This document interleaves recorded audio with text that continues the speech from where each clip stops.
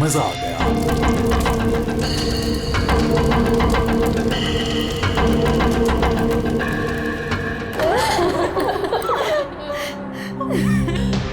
तो प्लेन में आप तीनों के हस्बैंड्स के अलावा सिर्फ पायलट था।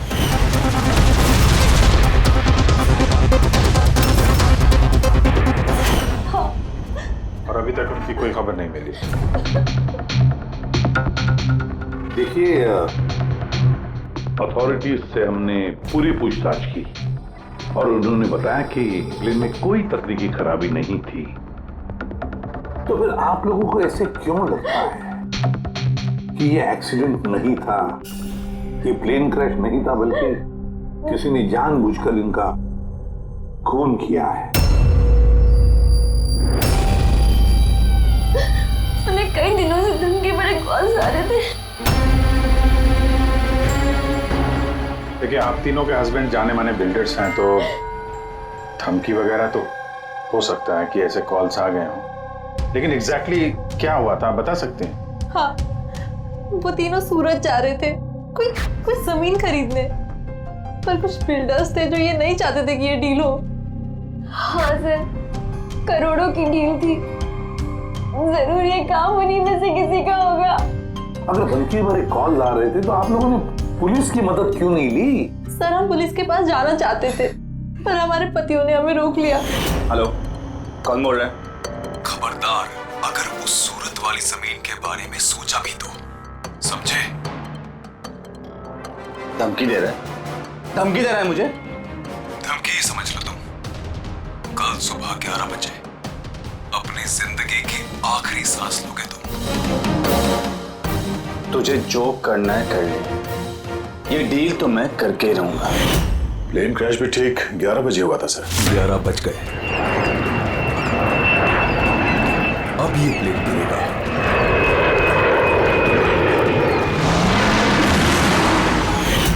ये कोई सहयोग तो नहीं हो सकता? आप ही बताइए सर, क्या एक जमीन का टुकड़ा किसी इंसान की जिंदगी से ज्यादा कीमती हो सकता है? देखिए, मैं आपको प्रॉमिस करता हूं, जिस किसी ने भी ये किया है उसे हम सजा दिलाकर ही रहेंगे।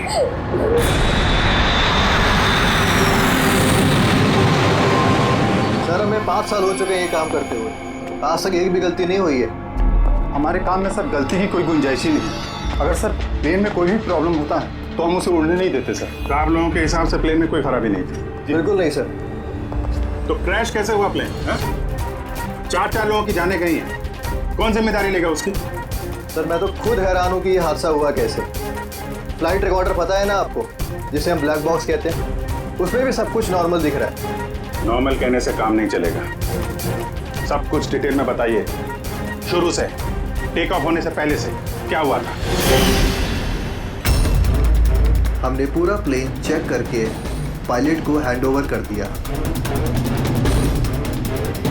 उसके बाद वो तीनों बिजनेसमैन प्लेन में बैठकर सूरत के लिए निकल गए।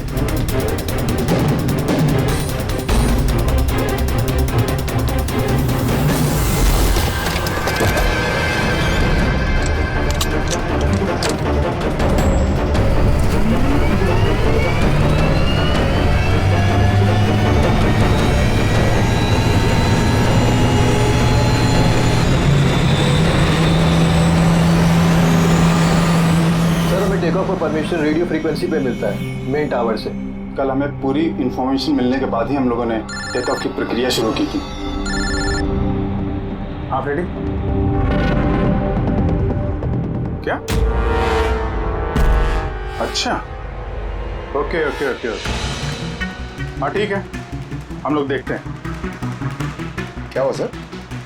मदन को जिस फोन से धमकी भरे कॉल किए जा रहे थे ना, वो क्रैश वाले दिन यहीं पे था, इसी एयर स्ट्रिप पे। सर, अगर फोन यहीं पर था तो किसी अंदर वाले का हाथ है। क्यों? नहीं सर, हमने किसी को भी कोई भी धमकी भरे फोन नहीं किए। तुम लोगों ने नहीं किया तो कोई बाहर वाला घुस गया होगा। यही सिक्योरिटी इसी एयर स्ट्रिप की। अगर वो आदमी यहाँ पे आया था तो कोई ना कोई निशान तो जरूर छोड़ के गया होगा। चेक करते हैं। सर, ये जगह तो पूरी खुली हुई है सर, अगर वो कहीं छुपा होगा तो कहीं हैंगर के पास छुपा होगा सर। ठीक है, वहां देख लें। चलो एंकर के पास चलो।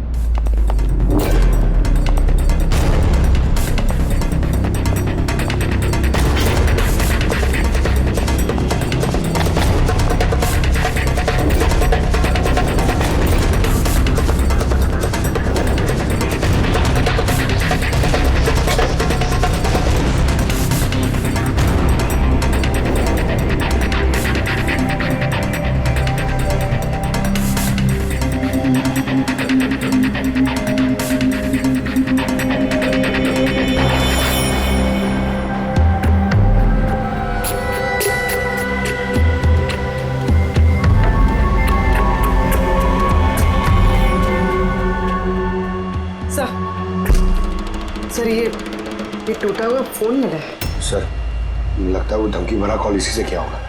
हो सकता है तोड़ के फेंक दिया। रख लो, कुछ ना कुछ तो मिल ही जाएगा। कहाँ पे मिला था ये?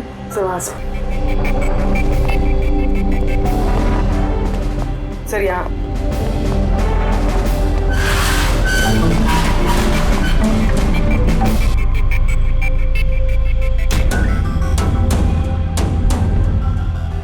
सर ये देखिए कान जैसा कुछ लग रहा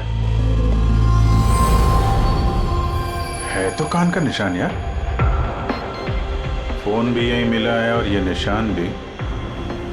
कहीं ऐसा तो नहीं कि वो मुजरिम यहीं दीवार पे टेक लगा के फोन पे बात कर रहा हो और हमारे लिए अपना कान का निशान छोड़ गया हो। काम करो, फोटो ले लो उसकी।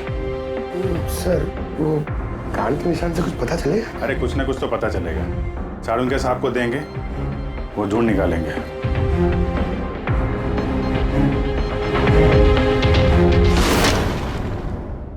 सर 2 लाशें मिल गई है, अंगद और मदन की। और सुमित और प्लेन का पायलट ढूंढ रहे सर, अभी तक पता नहीं चला। आप लोग प्लीज रोइए मत, हौसला रखिए। देखिए हम आपसे वादा करते हैं, आपके पतियों का खूनी नहीं बचेगा हमारे हाथों से। सर हाँ सर, वो फोन तो मिल गया जिसे धमकी भरे कॉल किए गए थे, लेकिन सर हमारे वहां पहुंचने से पहले खूनी ने फोन तोड़ दिया ताकि हम उस तक पहुंच ना सके। सर हम जानते हैं सब किसने किया। जानती हो किसने किसने किया हो? रणदीप और शशि ने। रणदीप और शशि कौन है? हाँ? सर ये दोनों भी बिल्डर्स हैं। ये नहीं चाहते थे कि हम तीनों के पतियों की वो डील सक्सेसफुल हो। जानता था, मैं जानता था इस जुर्म का सारा इल्जाम हम दोनों पे ही लगने वाला है। आपकी तारीफ। सर यही है वो दोनों खूनी, रणदीप और शशि।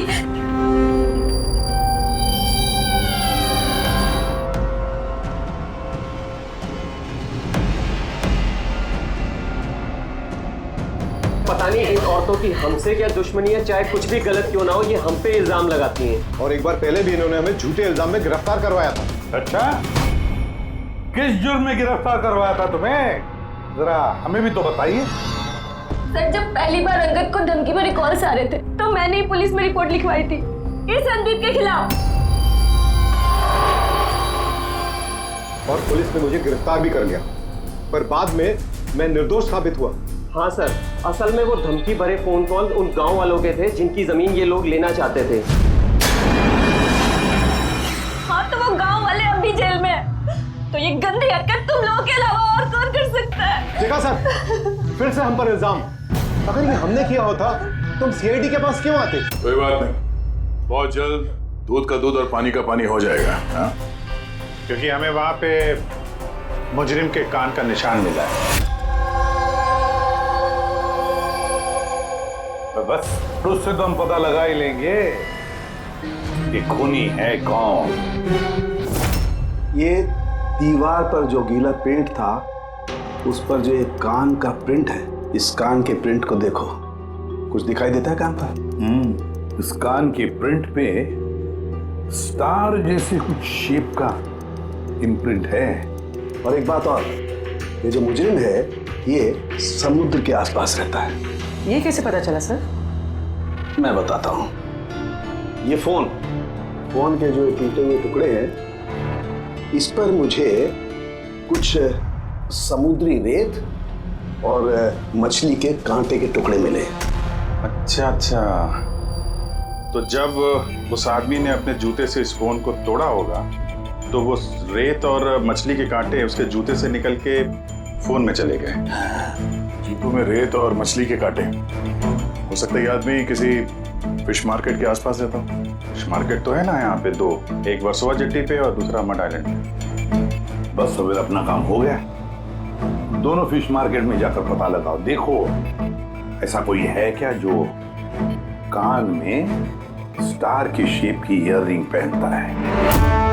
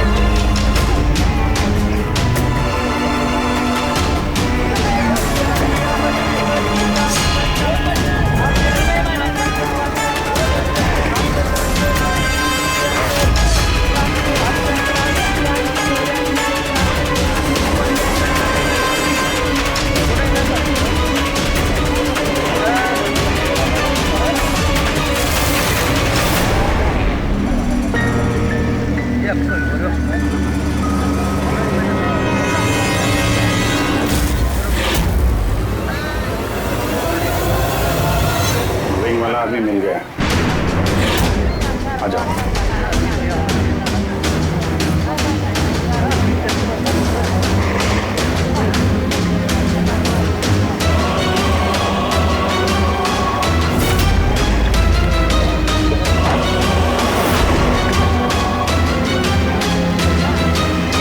किसी से मीटिंग होने वाली है।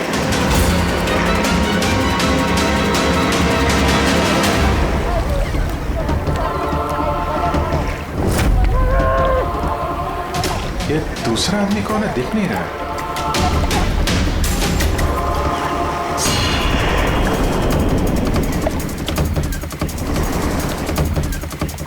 ये तो सचिन है। एयरपोर्ट अथॉरिटीज ने मरने वाले पायलट के लिए इसकी फोटो दिखाई थी। वो पायलट सचिन, सचिन जिंदा है? सर अगर ये प्लेन क्रैश में मरा नहीं और जिंदा है तो यहाँ छुपा क्या करना है? वही तो सामने क्यों नहीं आ रहा? चलो पूछते हैं इससे।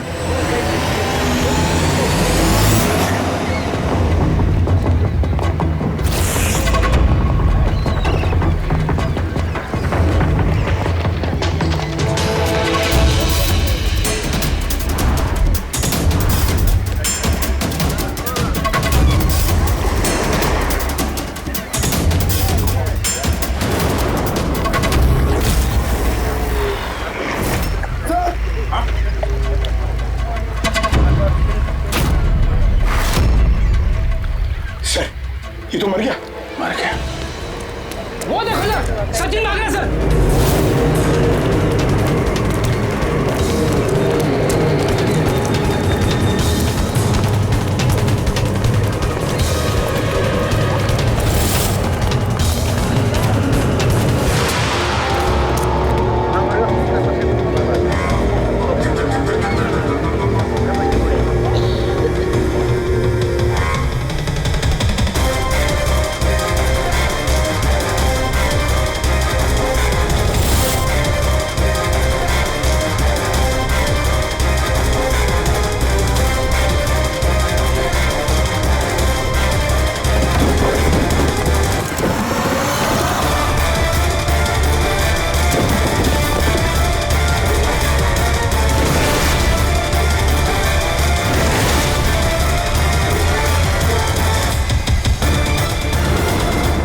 ये गया कहाँ? सर शायद वो आदमी कुछ ऐसा राज जानता था जो सचिन नहीं चाहता था कि हम तक पहुंचे, और शायद इसीलिए उसका खून कर दिया।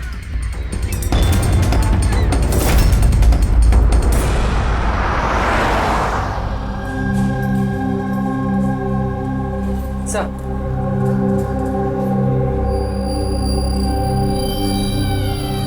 क्या सवाल करना है आप लोग को मुझसे? आपके पति सचिन के बारे में क्या आप बता सकती हैं कहाँ मिलेगा वो? ये कैसा सवाल है इंस्पेक्टर? आप लोग को तो पता है ना कि अभी उनका एक प्लेन क्रैश में। जी नहीं, सचिन जिंदा है। जिंदा है? जी हाँ। और आपको शायद ये जान के दुख होगा कि वो एक खून करके फरार है। वैसे कितने पैसे मिले थे सचिन को इस साजिश का हिस्सा बनकर? पैसे?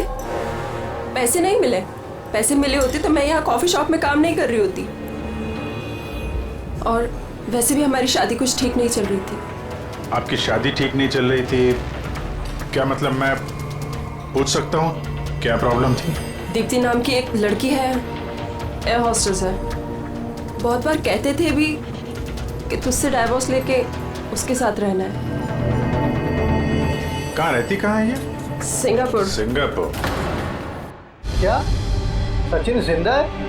ऐसा नहीं हो सकता सर, हमने खुद अपनी आंखों से उसे प्लेन में चढ़ते हुए देखा है। सर इतने भयानक हादसे में उसका जिंदा रहना मुमकिन नहीं है सर। अरे यार, पैराशूट वगैरह से कूद गया हो तो? नहीं सर, अगर पैराशूट लेके कूदता तो किसी ना किसी की नजर जरूर पड़ती है उस पर। हमसे कुछ मिस तो नहीं हो गया ना? क्या बोल रहे थे तुम? क्या मिस हुआ होगा? नहीं सर, कुछ नहीं। तुम्हारी बातों से तो साफ साफ लग रहा है कि तुम लोग कुछ छुपा रहे हो। क्या बात है, बताओ जल्दी। सॉरी सर, हमसे वो थोड़ी सी गलती हो गई। कैसी गलती? सर जब प्लेन टेक ऑफ हुआ तो हम वहाँ थे ही नहीं। इतनी बड़ी गलती कैसे कर सकते हैं आप लोग? हैं? सर वो प्लेन जब रनवे पे दौड़ रहा था सर, कुछ धमाका हुआ सर। कैसा धमाका? सर किसी ने दिवाली का बम फोड़ा था, तो हम लोग उसको देखने के लिए गए कि कहीं कोई सीरियस बात तो नहीं है। अरे ये तो पटाखा है। और सर जब हम वापस चल के आए तो पता चला कि प्लेन उड़ चुका था सर। ये उस दाढ़ी वाले का ही काम होगा, इन लोगों का ध्यान भटकाने के लिए। हाँ पर अभिजीत, क्यों? क्या मकसद हो सकता है इनका ध्यान भटकाने में? कुछ ना कुछ तो गड़बड़ है अभिजीत। ये जब धमाका हुआ तब प्लेन एयर स्ट्रिप पे कहाँ था, वो जगह दिखाओ। आइए सर। चलो दिखाओ। आइए।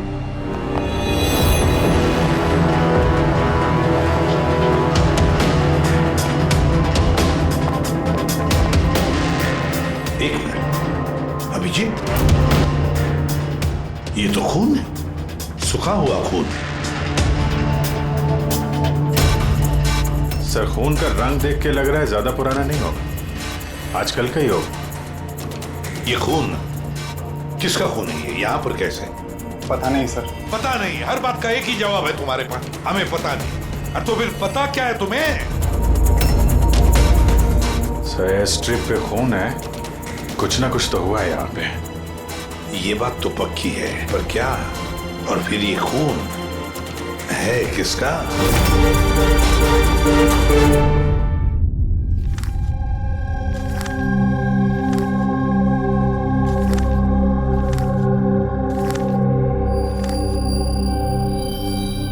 बस पता चल गया, एयर स्ट्रिप पे जो खून था वो किसका था? किसका था? ये पायलट सचिन।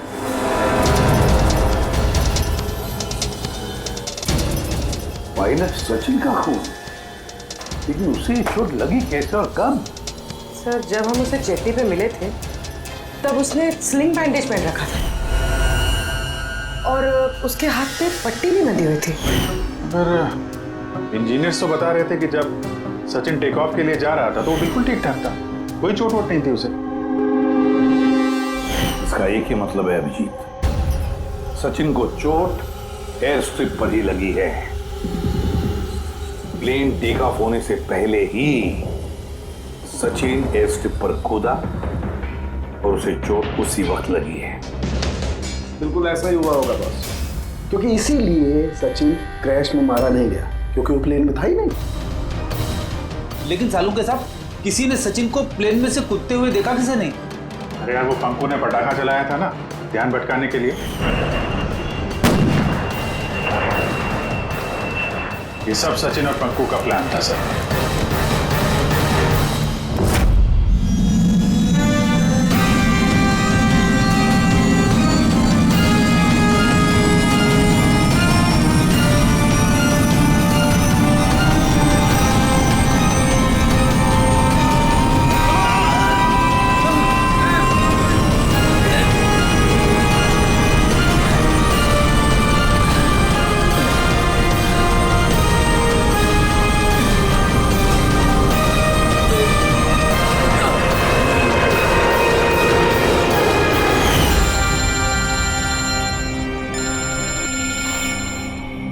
हेलो,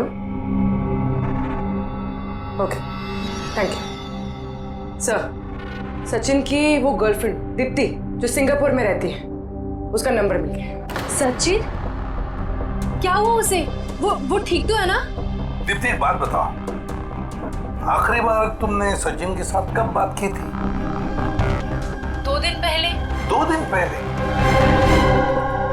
मगर सचिन की बीवी ने तो हमें बताया कि तुम दोनों का रिश्ता टूट चुका है। नहीं, शायद उसने अपनी बीवी को नहीं बताया होगा कि वो मुझसे मिलने सिंगापुर आ रहा है। अच्छा, सिंगापुर कब आने वाले हैं सचिन? अब 1 हफ्ते बाद।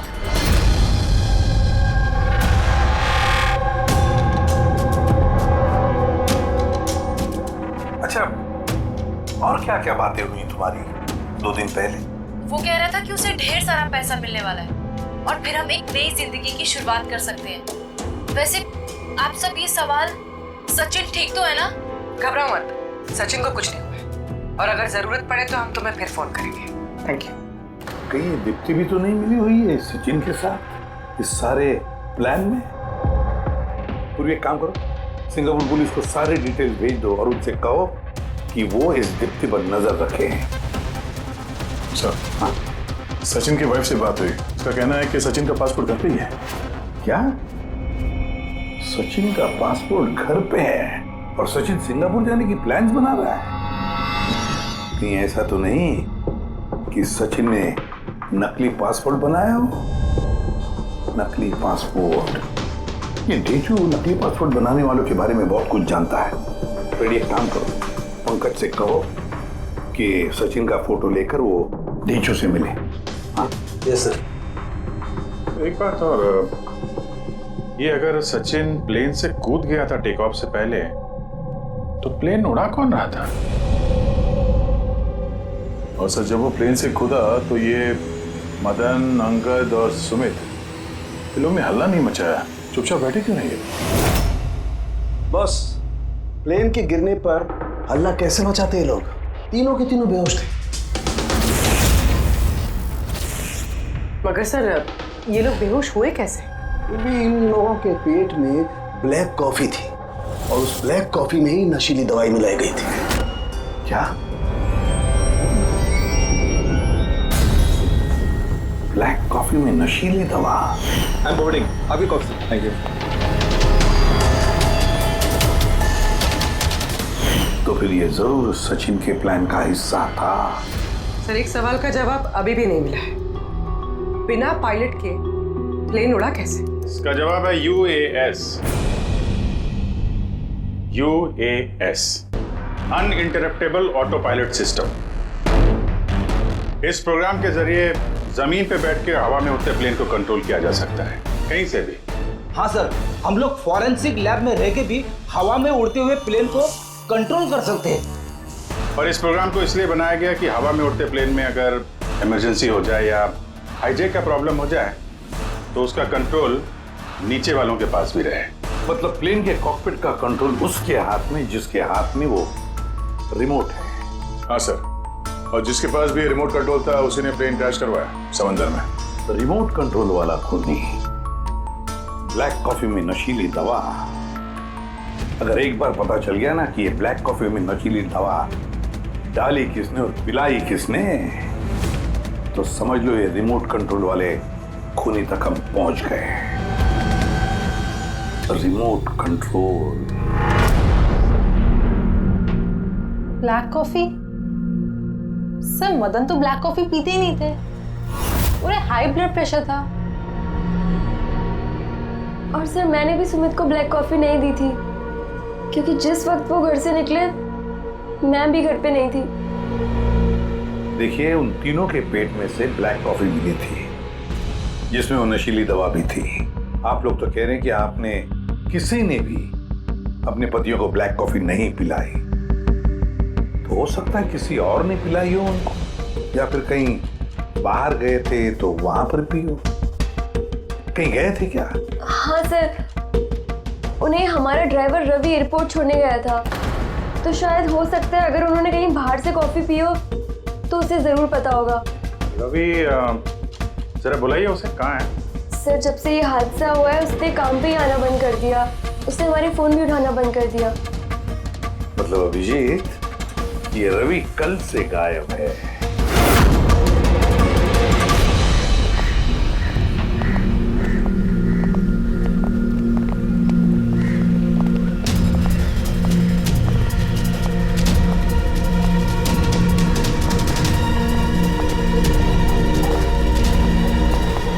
एक्सक्यूज मी, हटिए जरा, क्या बात है, क्या हुआ? देखिए सर, यहाँ से बहुत बदबू आ रही है और अभी पुलिस को भी फोन किया है, अभी तक कोई आया नहीं है। हम लोग CID से हैं।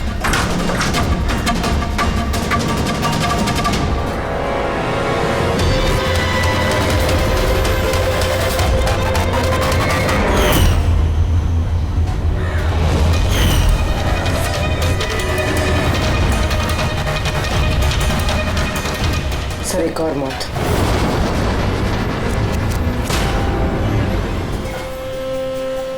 अच्छा, जस्ट फॉलो मी।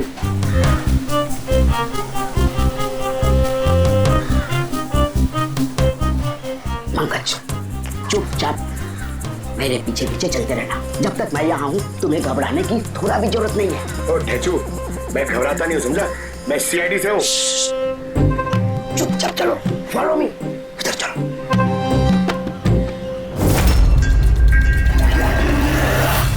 आजा पंकज।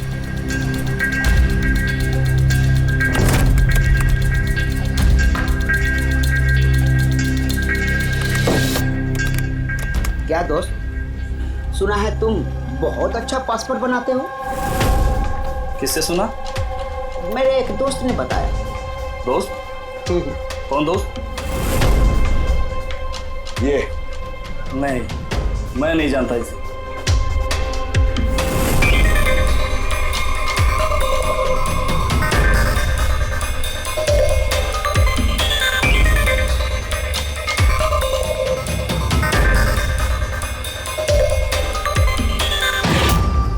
ये दोस्त है तुम्हारा? तुम्हें कोई शक है? बहुत अच्छे से जानता हूँ इसे मैं। इसका पासपोर्ट भी रेडी पड़ा है, बनकर मेरे पास। अरे वाह, फिर तो मेरा भी पासपोर्ट बन जाएगा ना? बन जाएगा, लेकिन 2 पेटी लगेगा। अरे यार देता हूँ ना 2 पेटी। बोल क्या चाहिए? देखो 2 पेटी आम चाहिए, 2 पेटी सेब चाहिए, क्या चाहिए? ए शाने, 2 पेटी मतलब 2 लाख। 2 लाख? 2 लाख। चलिए बता, नाम क्या लिखना है तेरा पासपोर्ट पर? Sub inspector Pankaj, CID। CID? हाँ, CID। अरे मैंने क्या बिगाड़ा तुम्हारा? सिर्फ तेरा ही नहीं, सारे नकली पासपोर्ट बनाने वालों का धंधा बंद हो चुका है। जो सवाल मैं पूछूंगा ना, उसका सीधे सीधे जवाब दे, वरना 2 लाख उठक बैठक कराऊंगा यहाँ पे तुझे, समझा? पूछो क्या पूछना है? ये अपना नकली पासपोर्ट लेने कब आने वाला है? पता नहीं। पता नहीं? आज शाम को। देखा पंकज, ठेचू का कमाल। सर रवि के घर से जो बॉटल मिली है उसमें वही नशीली दवा है जो साड़ू के सर को ब्लैक कॉफी में मिली थी। इस रवि के अलावा और किसी के उंगलियों के निशान मिले उस बॉटल पे? हाँ सर, रणदीप के।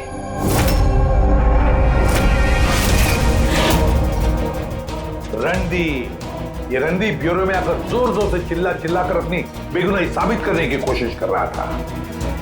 पहले उसने रवि का इस्तेमाल किया खून करने में, फिर रवि को ही मार डाला। सर मैंने रणदीप को कॉल भी ट्राई किया, लेकिन उसका फोन बंद आ रहा है। एक बार ये सचिन मिल जाए ना, तो वही पहुंचाएगा हमें इस रणदीप तक। शाम को तो आने वाला ही है वो, अपना नकली पासपोर्ट लेने के लिए।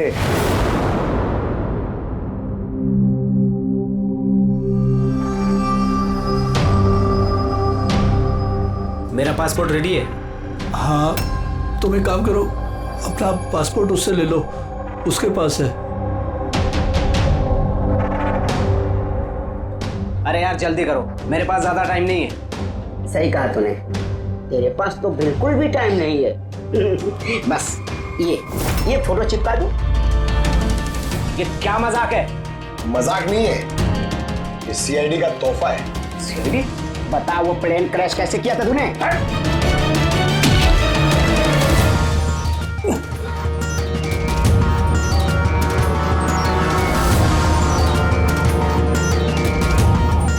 सीआईडी से भाग के टेक ऑफ करना इतना आसान नहीं है। इमरजेंसी लैंडिंग करनी पड़ जाती है मुजरिमों को। पैसों के लालच में अंधा हो गया था मैं। इस काम के लिए मुझे 50 लाख रुपए दिए गए थे, लेकिन सर मुझे पता नहीं था कि वो लोग मारे जाएंगे। पैसे किसने दिए थे तुझे, ये बता। सर मुझे नहीं पता, मैंने सिर्फ एक बार बात की थी उससे। पंकज, जरा इंटरनेट पे देखो, इस रणदीप का कोई इंटरव्यू वगैरह है क्या? सर मिल गया। मैं अपनी कामयाबी का पूरा श्रेय अपनी कड़ी मेहनत और सच्चे लगन को देता हूं। इस दुनिया में कुछ भी नामुमकिन नहीं। मैं कहां था और कहां आ गया। सर ये उसी की आवाज है सर, आई एम श्योर ये उसी की है। आवाज रणदीप की और वाइल पे उंगलियों के निशान भी रणदीप के। रणदीप।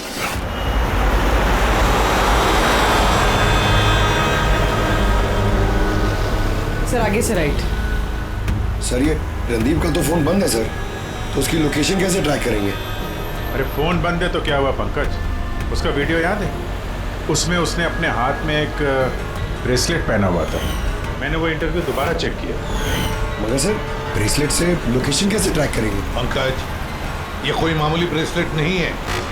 उस ब्रेसलेट में जीपीएस ट्रैकिंग भी लगाया हुआ है, और ऐसी ब्रेसलेट ज्यादातर ये टाइप 1 डायबिटीज वाले ही पहनते हैं। ब्रेसलेट में जीपीएस होता है सर? हाँ, ताकि अगर मरीज की तबीयत अचानक अगर खराब हो जाए या उसे चक्कर वक्कर आ जाए तो उसके परिवार वाले जीपीएस के सहारे उसे आसानी से ट्रैक कर सकते। पर सर ये जीपीएस बता रहा है कि रणदीप कुंदूवाड़ी में।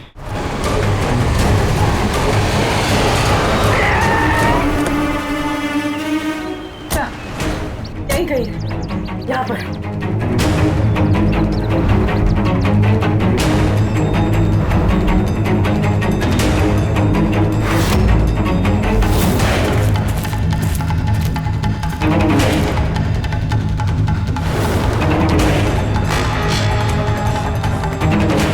इस तरफ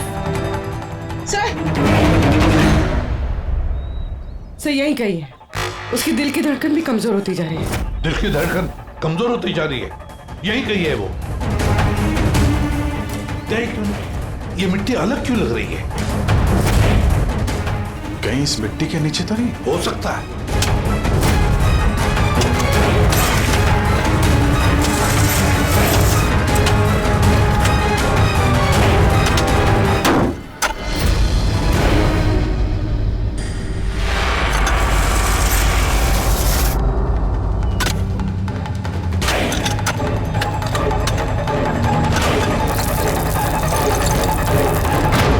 My God! जिंदा है? अच्छा।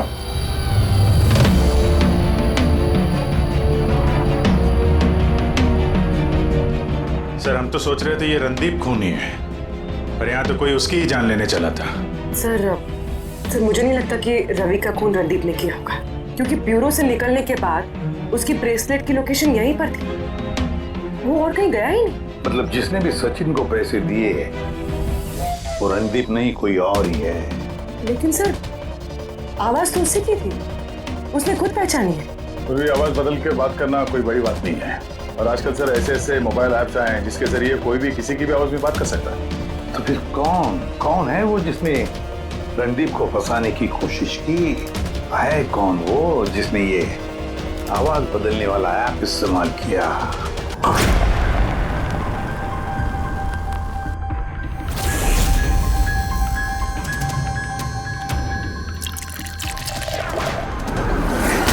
Cheers. चीयर्स अनीरा जी, चीयर्स। आइए आइए। आई। मुबारक हो अनीरा जी। मुबारकबाद? वो किसके? उस ऐप के लिए, वो ऐप जो आपकी कंपनी ने बनाया, जिसकी वजह से कोई भी इंसान अपनी आवाज बदल सकता है। जी? जी। डेमो सुनेंगे? अनीरा जी, अब तुम अपने जुर्म के लिए जेल जाओगे। अनीरा जी, अब तुम अपने जुर्म के लिए जेल जाओ। ये मजाक नहीं है। इसी डिवाइस से तुमने रणदीप को फंसाने की कोशिश की थी ना? पूर्वी, अरेस्ट करो इसे। चलिए मैडम।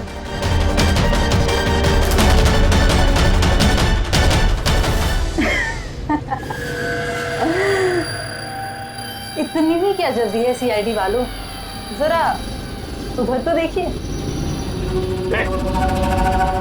जाने दो उसे। बेवकूफी छोड़ दो ये। छोड़ो उनको।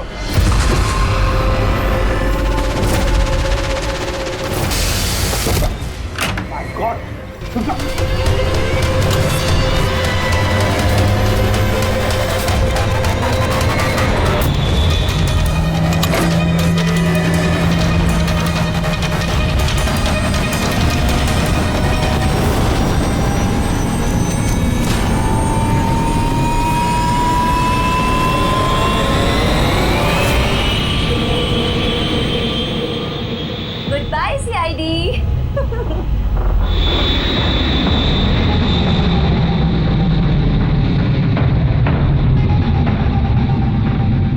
वेल डन गर्ल्स, आज तक जो बड़े बड़े मुजरिम नहीं कर पाए वो हमने कर दिखाया। सीआईडी को तो नानी याद आ गई होगी। पर वो सब तो ठीक है यार, पर अब जाएंगे कहाँ? ओरिजिनल प्लान तो ना चौपट कर दिया। सोचते हैं कोई ना कोई मंजिल तो मिल ही जाएगी।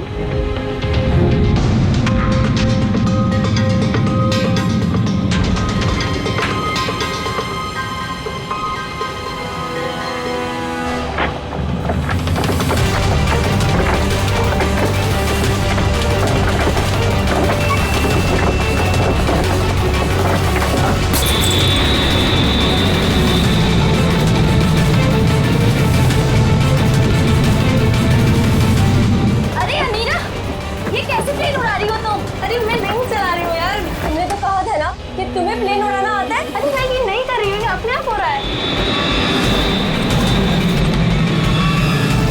ओह नो, प्लेन तो नहीं उड़ा रहा।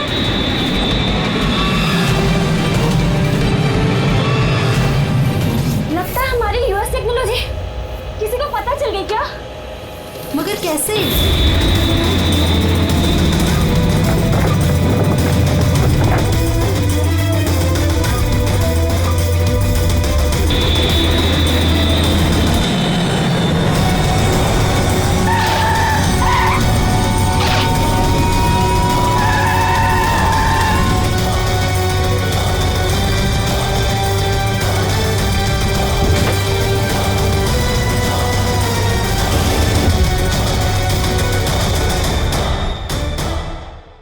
आइए।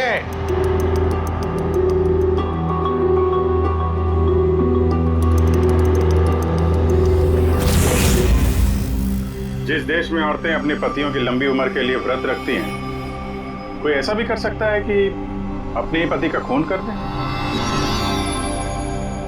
बहुत ठोस वजह रहे होगी आप लोगों के पास। हाँ, वजह थी। हमारे पति कोई दूध के धुले में नहीं थे। हाँ, लोगों को तो वो ऐसे दिखाते थे कि वो हमसे बहुत प्यार करते हैं, पर घर में कुछ और ही कहानी होती थी। ना हमें उनसे प्यार मिला और ना ही वफादारी। अंगद ने तो कई बार रिया पर हाथ भी उठाया था। हॉस्पिटल में भी भर्ती हुई थी वो। इन सब से तंग आकर हमने अपने पतियों को धमकी भरे कॉल्स करवाए और सोचा मौका अच्छा है तो हमने उन्हें मरवा दिया।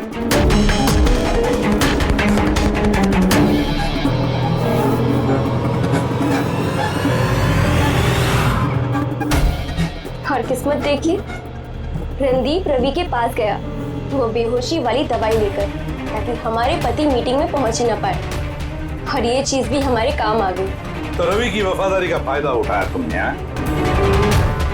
फिर तुम लोगों ने रणदीप को जमीन में गाड़ दिया ताकि हमें ऐसा लगे कि वो जुर्म करके फरार हो गया है। पिंजरे में बंद घुटन भरी जिंदगी जीने का कोई फायदा नहीं था। हमें आजादी की हवा में सांस लेनी थी। आजादी की हवा में सांस लेने के और भी तरीके होते हैं अनीरा जी। पति को मारना सबसे गलत रास्ता।